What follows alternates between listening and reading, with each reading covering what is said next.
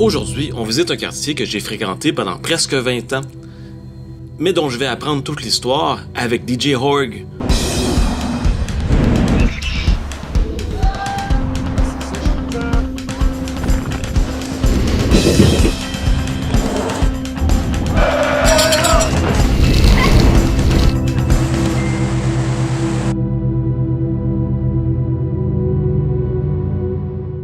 Le quartier Saint-Michel fait partie de l'arrondissement Villeray-Saint-Michel, Parc Extension. Ses limites sont au nord la voie ferrée, à l'ouest la rue Papineau, au sud la rue Bélanger et à l'est le boulevard Pineuf. Alors, on est présentement ici à Saint-Michel, au coin de la 19e avenue et de la rue Jarry, devant la maison Martineau, construite en 1888. Une belle maison victorienne qui est un des derniers témoins de à quoi pouvait ressembler Saint-Michel avant l'urbanisation des années 50. Pour se mettre en contexte, au tout début de la colonie, ici on est en pleine campagne, on est en pleine forêt. Très vite, on va tracer la côte Saint-Michel, qui est aujourd'hui la rue Jarry, et le chemin Saint-Michel, qui est aujourd'hui le boulevard Saint-Michel. Donc, au croisement des deux, il y a un petit hameau qui va se développer très, très rapidement avec des fermes, quelques petites maisons, une forge, un maréchal ferrant, peut-être une carrière ou deux, parce qu'on va se rendre compte qu'il y a de la bonne pierre calcaire dans le secteur, mais ça va rester très, très petit, un petit hameau à la croisée des chemins, tout le long des années 1700, bonne partie des années 1800. Même, je vous dirais que jusqu'à la fin des années 1800, à part que ça grossit un petit peu, ça va rester sensiblement la même chose, un petit village québécois typique.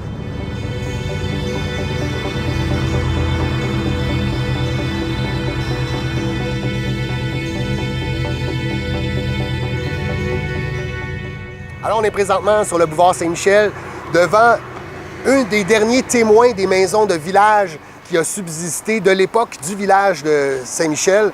Alors, il faut se remettre en contexte. On est au début du siècle, on est au début des années 1900. Le boulevard Saint-Michel, c'est pas un boulevard, c'est un rang avec des charrettes remplies de légumes qui s'en vont au marché Bon Secours. Donc, on est dans un contexte complètement rural, tellement bucolique que des peintres québécois viennent ici pour y peindre la nature et le pittoresque du village. Ils ont été aussi à Montréal-Nord. Il y a plusieurs peintures qui sont disponibles, très magnifiques. Ça donne une idée un peu de comment pouvait être beau le quartier à l'époque. Et puis, 1911, on devient une paroisse, hein, donc c'est pas rien. On est un petit peu plus institutionnalisé. On veut notre église, mais on n'est encore pas assez riche. Donc, l'histoire assez cocasse. On va acheter le centre communautaire de Villeray, qui à l'époque, ils n'en avaient plus besoin. Ils vont le déplacer en un bloc tout le long de Crémazie, sur des bio avec des tirés par des chevaux, et ils vont l'installer à l'endroit même où il y a l'église aujourd'hui, Sainte-Bernardin de Sienne. Puis dans le fond, ce qui arrive, c'est qu'en 1915, on devient Ville-Saint-Michel. Très grand mot pour dire que c'est toujours le même village, c'est plus au niveau incorporation que ça change. À cette époque-là, il y a déjà des dizaines de petites carrières tout le long de la rue Jarry, entre Papineau et Pineuf.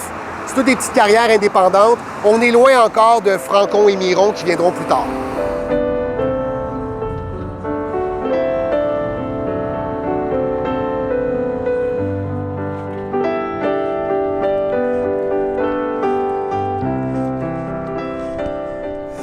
Ce qui va arriver, c'est qu'après la Deuxième Guerre mondiale, là, ça va exploser littéralement. Premièrement, on va faire des trottoirs, des égouts, on va moderniser, ça va perdre ses allures de village, ça va commencer à ressembler à une ville. On va faire le quartier des vétérans. En fait, on va faire 2 quartiers des vétérans. C'est des quartiers qu'il y a ailleurs aussi dans la ville de Montréal. C'est des petites maisons faciles à reconnaître, qui étaient à l'époque toutes identiques. Maintenant, avec les années, chacun les a personnalisées à son goût. Ensuite, ça va être l'urbanisation rapide de tout le quartier. Donc, comme on peut voir derrière moi, beaucoup de plex, beaucoup de blocs appartements. On va vraiment tout moderniser le quartier. On va l'urbaniser très vite. On va faire une nouvelle église. On va faire l'hôpital Saint-Michel. On va vraiment devenir une vraie ville. Là, c'est vraiment l'âge d'or. Aussi, ça va faire en sorte que, vu que ça foisonne économiquement et industriellement, les carrières des deux bords, ça fournit beaucoup d'emplois. Ça fait qu'une arrivée massive de nouveaux arrivants, autant des campagnes environnantes, des gens qui cherchent des ouvrages, qu'autant des gens de la ville, d'autres quartiers de la ville plus vieux qui arrivent. Une grosse vague d'immigration italienne qui arrive aussi en même temps. Donc, comme je vous dis, l'après-guerre, ça bouge beaucoup. On pourra dire aussi que dans cette période-là de Ville-Saint-Michel, ça se caractérise par une ville ouvrière, hein, donc c'est des gens, principalement des ouvriers, des journaliers, des gens qui travaillent à la carrière dans les usines environnantes, ponctué beaucoup de corruption municipale. Je ne vais pas rentrer dans les détails, mais c'était une ville où il fallait voter du bon bord, si on veut. Et puis aussi, je vous dirais que ça pourrait se caractériser par un développement désorganisé. Donc, c'est ce qui fait qu'aujourd'hui, le quartier Saint-Michel souffre un peu. On a agrandi les carrières des deux bords sans penser au lendemain, ce qui fait que le boulevard Saint-Michel, maintenant, bien, il est enclavé. Il y a comme 4 rues d'un bord, 4 rues de l'autre.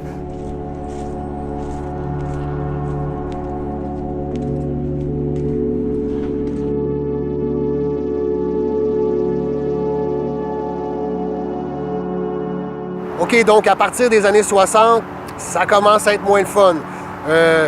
L'urbanisation rapide, désorganisée, un peu enclavé le quartier avec les deux carrières, la voie ferrée au nord. Puis comme si c'était pas assez, bien là, le boulevard métropolitain vient de traverser le quartier de bord en bord en détruisant le cœur de l'ancien village. Donc, la plupart des vieilles maisons, des vieux bâtiments, le magasin général, tout ça passe sous le pic du démolisseur. Le beau quartier bucolique des premières heures est complètement disparu. Les peintres ne reviendront pas. Le quartier est devenu un quartier industriel. Puis, la ville de Montréal annexe en 1968. Donc, en plus, on perd son identité en tant que municipalité. Il va y avoir beaucoup de chômage aussi parce que tranquillement, l'économie elle change, les entreprises se relocalisent en périphérie. Tout ça fait que le quartier va être un quartier défavorisé et enclavé pour les prochaines années.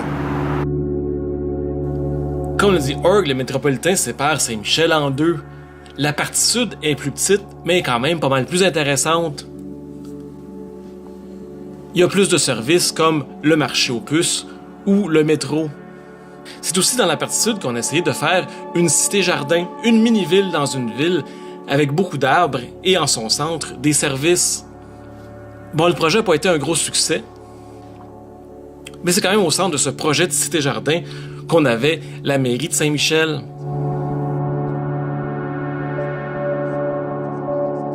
Et contrairement à la partie nord, dont les rues sont toutes un peu tout croche, il y a vraiment beaucoup de potentiel dans la petite partie sud de Saint-Michel. C'est aussi dans cette partie qu'il y a le Petit Maghreb. Il y a beaucoup de monde qui voulait que j'en parle du Petit Maghreb. En gros, c'est surtout des commerces maghrébiens sur la rue Jean Talon. Alors voilà.